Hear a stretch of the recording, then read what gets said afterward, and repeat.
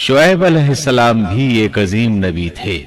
आप यूनुस अलैहिस्सलाम से पहले या बाद में तशरीफ लाए। मुफस्सिरीन और मुअर्रिखीन के अक़वाल इस बारे में मुख्तलिफ हैं। आप अरबियुन नस्ल हैं और मदियन बिन मदियान बिन इब्राहीम अलैहिस्सलाम की तरफ मंसूब हैं। आप जिस शहर में मबूस हुए उसका नाम मदियन था, या फिर ये उस कबीले का नाम था जो उस बस्ती में आबाद था। मदियन का ये शहर मशहूर शहर माआन के करीब ही था। आजकल ये उर्दन में है। माआन कौम लूत के बुहैरा के करीब था। बुहैरा की हकीकत ये है कि जब अल्लाह ताला ने जिब्रील अलैहिस्सलाम को हुक्म दिया कि लूत अलैहिस्सलाम की कौम पर तबाही नाजिल करें, इस बस्ती को ऊपर उठाकर औंधा गिरा दें, उन्होंने इस बस्ती को तहोबाला कर दिया, तहस नहस कर दिया, तो इस बस्ती को बुहैरा कहा जाने लगा, यानी लूत अलैहिस्सलाम की बस्ती के खंडरात। ये बुहैरा बाहरे मुर्दार के करीब ही वाक़े है। सैयदना शुएब अलैहिस्सलाम की कौम एक काफिर और ताजिर कौम थी। बुतों की पूजा करती थी और डाके डालती थी। ये लोग तिजारती रास्तों पर खड़े हो जाते, तिजारती काफिलों को इस तरह लूटते थे कि हर काफिले से जबरन 10वां हिस्सा वसूल कर लेते थे। खुद भी मिलावट, हेरा फेरी और धोखाबाजी के माहिर थे। मिलावट तो गोया उनकी घुट्टी में पड़ी थी। तमाम अंबियाए किराम अलैहिमुस्सलाम की जिम्मेदारी होती है कि लोगों को खालिस अल्लाह की इबादत की तरफ बुलाएं, दुरुस्त आमाल और सही अकायद की तरफ उनकी रहनुमाई करें। इसके साथ ये भी उनकी जिम्मेदारी होती है कि अहम मुआशरती, इक्तिसादी और सियासी उमूर की भी रहनुमाई करें। हकीकत यह है कि तमाम अंबियाए किराम का तरीका यही था कि जहां कहीं कौम में कोई टेढ़ापन देखते उसकी इस्लाह फरमाने की कोशिश करते। इबादत और अकीदे की इस्लाह करने के साथ साथ दूसरी खराबियों का भी सामना करते जो उस कौम में पाई जाती थी। आहले मदियन में मिलावट का रुझान सबसे बढ़कर था। माप तोल में कमी करते थे। इसके साथ इस कौम में दरख्तों की इबादत करने का रुझान भी पाया जाता था। वो दरख्तों के पुजारी थे। इसीलिए अल्लाह ताला ने सूरतुल हिज्र आयत 78 में फरमाया है, और बेशक ऐका वाले भी बड़े जालिम थे। इसी तरह सूरतुल शुआरा आयत 176 में बारी ताला फरमाते हैं, ऐका वालों ने भी रसूलों को झुटलाया। इस कौम ने तो सिर्फ शुएब अलैहिस्सलाम की तकज़ीब की थी, फिर अल्लाह ताला ने रसूलों की तकज़ीब क्यों फरमाया? इसका जवाब यह है कि एक रसूल और नबी की तकज़ीब तमाम अंबियाए किराम की तकज़ीब है, क्योंकि सब अंबियाए किराम की दावत एक है। सब के सब एक ही दावत देते रहे हैं। सबका एक ही ऐलान था, तुम अल्लाह की इबादत करो और उसी से डरो और मेरा कहना मानो। ये थी तमाम अंबियाए किराम की दावत। अल्लाह सूरतुल आराफ आयत 59 में फरमाते हैं, तुम अल्लाह की इबादत करो, उसके सिवा तुम्हारा कोई माबूद नहीं। मतलब ये कि तमाम अंबिया की दावत एक ही थी। अब जो आदमी सिर्फ एक नबी को झुटलाता है, उसकी तालीमात से कुफ्र करता है, तो गोया वो सबको झुटलाता है, सभी की तालीमात से इनकार करता है। यही वजह है कि अल्लाह ताला ने फरमाया, ऐका वालों ने रसूलों को झुटलाया, बावजूद इसके कि उन्होंने सिर्फ एक रसूल को झुटलाया था। शुएब अलैहिस्सलाम ने कौम को दावत देनी शुरू की। अल्लाह ताला सूरह आराफ आयत 85 में फरमाते हैं, और हमने मदियन की तरफ उनके भाई शुएब को भेजा। उन्होंने फरमाया, ऐ मेरी कौम, तुम अल्लाह की इबादत करो, उसके सिवा तुम्हारा कोई माबूद नहीं। तुम्हारे पास तुम्हारे परवरदिगार की तरफ से वाज़ेह दलील आ चुकी है। सब के सब अंबियाए किराम मोजज़ात के साथ तशरीफ लाए हैं। اگر معجزات نہ ہوتے تو لوگوں کو کیسے پہچان ہوتی کہ وہ حق پر ہیں؟ معجزات نہ ہوتے تو ہم ایک سچے نبی اور نبوت کے جھوٹے مدعی کے درمیان فرق کیسے کر سکتے تھے؟ نبی برحق تو معجزات لے کر آتا ہے۔ دنیا میں کوئی نبی ایسا نہیں آیا جو معجزات لے کر نہ آیا ہو۔ معجزے کی تعریف میں علماء لکھتے ہیں، معجزہ اس خلاف عادت امر کو کہتے ہیں جو انسانوں کی طاقت سے بالا ہو اور اس میں کسی آدمی کا عمل دخل نہ ہو، یعنی جس کو پیش کرنے سے انسان عاجز ہوں۔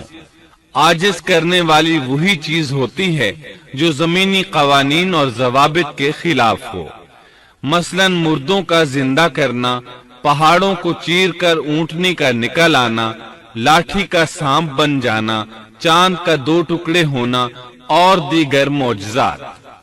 مختصر یہ کہ جو نبی دنیا میں تشریف لائے کوئی نہ کوئی معجزہ ضرور ساتھ لائے تاکہ لوگ ان کی سچائی پر ایمان لے آئیں۔ اگر کوئی شخص نبوت کا دعویٰ کرے اور ہاتھ کی صفائی سے کوئی شعبدہ دکھائے تو وہ معجزہ نہیں ہے۔ معجزہ ہونے کے لیے چند شرائط ہیں۔ نمبر 1، وہ کام خلاف عادت ہو، قوانین فطرت کو توڑنے والا ہو۔ نمبر 2، اس کام کو اللہ کسی نبی یا رسول کے ہاتھوں پر ظاہر کرے۔ نمبر 3، عورتوں سے ظاہر نہ ہو، اس لیے کہ انبیاء سب کے سب مرد تھے۔ اللہ تعالی سورہ یوسف آیت 109 میں فرماتے ہیں، آپ سے پہلے ہم نے جتنے رسول بھیجے سب مرد ہی تھے۔ نمبر 4، اس معجزے سے وہ دوسروں کو چیلنج بھی کرے کہ مخالفین میں سے کوئی ایسا کر کے دکھائے، چاہے سب مل کر دکھائیں۔ مطلب یہ کہ وہ معجزہ سب کے لیے چیلنج ہو۔ شعیب علیہ السلام نے بھی اپنے معجزے کے ذریعے اپنی قوم کو چیلنج کیا۔ اللہ تعالیٰ ان کی زبان سے سورہ اعراف آیت 85 میں فرماتے ہیں، تمہارے پاس تمہارے رب کی طرف سے واضح دلیل آ چکی ہے۔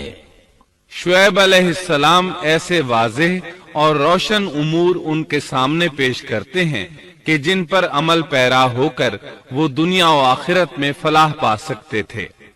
سورۃ الاعراف آیت 85 میں ہے، بس تم ناپ تول پورا کیا کرو اور لوگوں کو ان کی چیزیں کم کر کے مت دو، اور روئے زمین میں اس کے بعد کہ اس کی درستی کر دی گئی فساد مت پھیلاؤ، یہ تمہارے لیے فائدہ مند ہے اگر تم تصدیق کرو۔ اللہ تعالی سورۃ الاعراف آیت 86 میں فرماتے ہیں، اور تم سڑکوں پر اس غرض سے مت بیٹھا کرو کہ اللہ پر ایمان لانے والوں کو دھمکیاں دو۔ مطلب یہ کہ تمام تجارتی راستوں میں کٹوتیاں کرنے کے لیے نہ بیٹھا کرو۔ اگر وہ تمہیں رقوم ادا نہیں کرتے تو تم انہیں دھمکیاں دیتے ہو، جیسا کہ سورۃ الاعراف آیت 86 میں ہے۔ اور تم سڑکوں پر اس غرض سے نہ بیٹھو کہ اللہ پر ایمان لانے والوں کو دھمکیاں دو اور اللہ کی راہ سے روکو اور اس میں کجی تلاش کرنے میں لگے رہو۔ اللہ تعالی سورۃ الاعراف آیت 86 میں فرماتے ہیں، اور اس حالت کو یاد کرو جبکہ تم کم تھے، پھر اللہ نے تمہیں زیادہ کر دیا۔ ان کی تعداد بالکل تھوڑی سی تھی، اللہ نے بڑی تیزی سے ان کی تعداد میں اضافہ کر دیا، لیکن جب انہوں نے شعیب علیہ السلام کی بات کو نہ مانا تو ان کا انجام کیا ہوا؟ اللہ تعالیٰ سورۃ الاعراف آیت 86 میں فرماتے ہیں، اور دیکھو کیسا انجام ہوا فساد کرنے والوں کا۔ لوط علیہ السلام کی قوم چونکہ ان کے قریب ہی تھی، اس لیے ان کے انجام سے ڈرایا جا رہا ہے۔ قوم لوط کا واقعہ ان کے ہاں مشہور تھا۔ شعیب علیہ السلام کی دعوت کا تذکرہ سورہ ہود آیت 88 میں ہے کہ شعیب علیہ السلام نے اپنی قوم کو مخاطب کر کے فرمایا، मेरा इरादा तो अपनी ताकत भर इस्लाह करने ही का है। दाई हजरात पर सिर्फ अपनी बिसात के मुताबिक पैगाम पहुंचा देना होता है। लोगों को ईमान लाने पर मजबूर करना अंबिया और दाई हजरात के मिशन में शामिल नहीं है। अल्लाह ताला सूरतुल गाशिया आयत 22 में फरमाते हैं, आप इन पर मुहासिब नहीं हैं। मतलब ये कि आप उन्हें ईमान लाने और राह रास्त पर चलाने के लिए मजबूर नहीं कर सकते। आपके जिम्मे यही अम्र है कि आप उनकी इस्लाह करने की कोशिश करें। सूरह हूद आयत 88 में है, मेरा इरादा तो अपनी ताकत भर इस्लाह करने का ही है। मेरी तौफीक अल्लाह ही की मदद से है। उसी पर मेरा भरोसा है और उसी की तरफ मैं रुजू करता हूं। जब शुएब अलैहिस्सलाम ने उन्हें इन बातों की तरफ दावत दी तो उन्होंने कुफ्र किया, आपको झुटलाया, बल्कि यूं कहने लगे। उन्होंने जवाब दिया कि ऐ शुएब, क्या तेरी नमाज तुझे यही हुक्म देती है कि हम अपने बाप दादों के माबूदों को छोड़ दें और हम अपने मालों में जो कुछ चाहें उसका करना भी छोड़ दें? आज भी बाज लोगों का यही हाल है। वो समझते हैं दीन का मतलब है मस्जिदों की हद तक इबादत कर लो। सियासी और मुआशरती जिंदगी में दीन की कोई जरूरत नहीं समझते। इन मामलात को दीन से अलग चीज तस्वुर करते हैं। कहते हैं बस जी ये तो दुनिया के मशागिल हैं। यही हाल था शुएब अलैहिस्सलाम की कौम का। सूरह हूद आयत 87 के आखिर में है, तू तो बड़ा ही बावकार और नेक चलन आदमी है। मतलब ये कि उन्होंने मजाक के अंदाज में उनसे कहा, तू तो बड़ा अक्लमंद है, क्यों नाराज होता है। सैयदना इब्ने अब्बास रजी अल्लाह अन्हुमा से रिवायत है कि वो ये बात उनसे मजाक के अंदाज में कहते थे, उनकी तारीफ नहीं करते थे।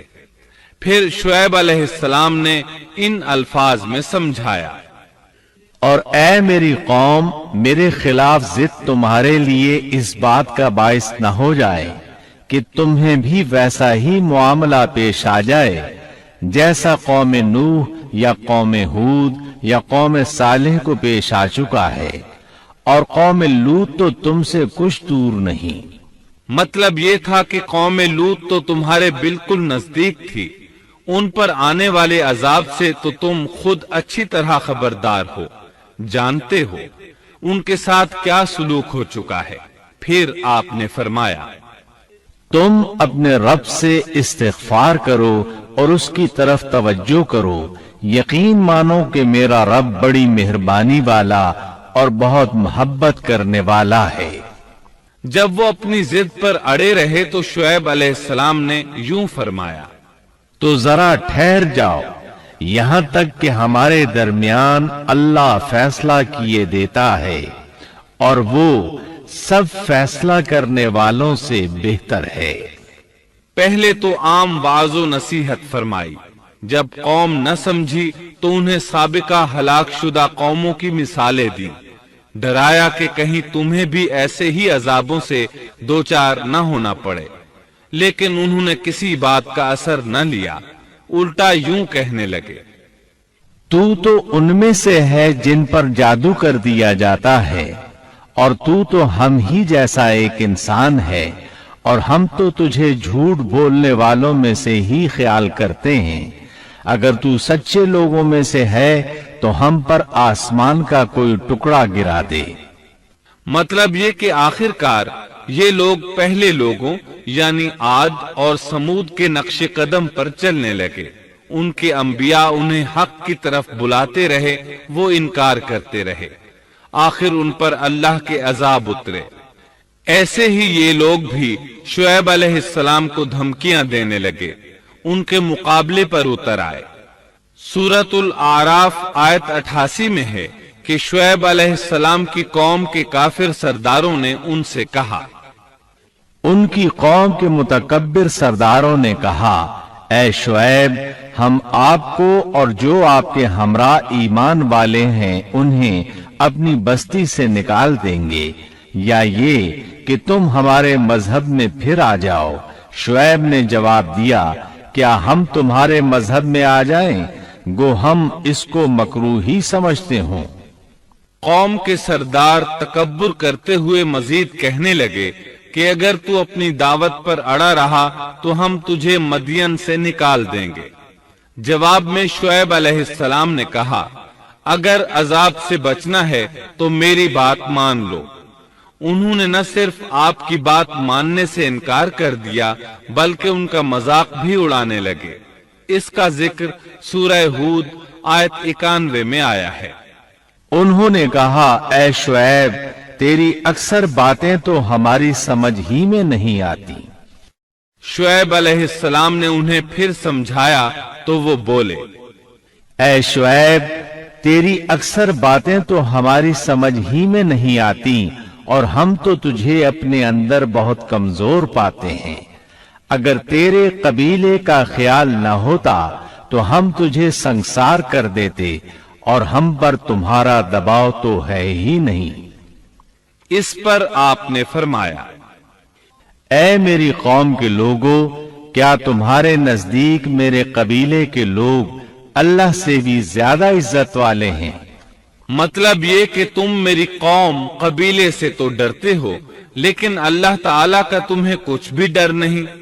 اس موقع پر انہوں نے اپنی قوم کو یوں خبردار کیا، اے میری قوم اب تم اپنی جگہ عمل کیے جاؤ، میں بھی عمل کر رہا ہوں۔ بہت جلد تمہیں معلوم ہو جائے گا کہ کس کے پاس وہ عذاب آتا ہے جو اسے رسوا کر دے اور کون ہے جو جھوٹا ہے۔ تم بھی انتظار کرو، میں بھی تمہارے ساتھ انتظار کرتا ہوں۔ پھر آپ نے دعا فرمائی، اے اللہ میرے اور میری قوم کے درمیان فیصلہ کر دے۔ ادھر قوم کے لوگ انہیں بستی سے نکالنے اور سنسار کرنے کی دھمکیاں دینے لگے۔ آپ کی دعا کے الفاظ سورہ اعراف آیت 99 میں آئے ہیں، اے ہمارے پروردگار ہمارے اور ہماری قوم کے درمیان حق کے موافق فیصلہ کر دے اور تو سب سے اچھا فیصلہ کرنے والا ہے۔ آخر کار فیصلے کی گھڑی آ پہنچی۔ اللہ تعالیٰ نے سیدنا شعیب علیہ السلام اور ان پر ایمان لانے والوں کو نجات عطا فرمائی اور ان کی قوم پر عجیب و غریب عذاب نازل ہونا شروع ہوا، اور عذاب صرف ایک ہی قسم کا نہیں تھا، کئی نوعیتوں اور شکلوں میں آیا۔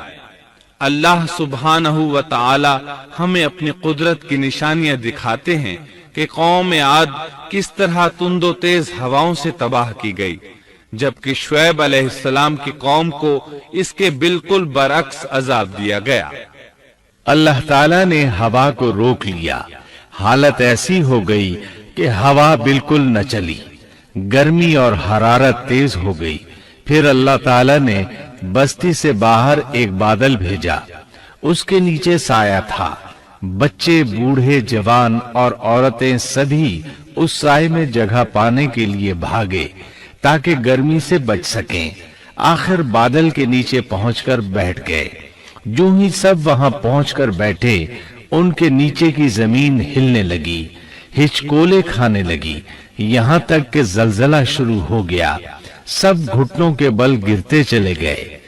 اسی وقت جبریل علیہ السلام تشریف لائے اور ایسی زوردار چیخ ماری کہ اس چیخ کی شدت کی تاب نہ لاتے ہوئے سب کے سب وہیں ڈھیر ہو گئے۔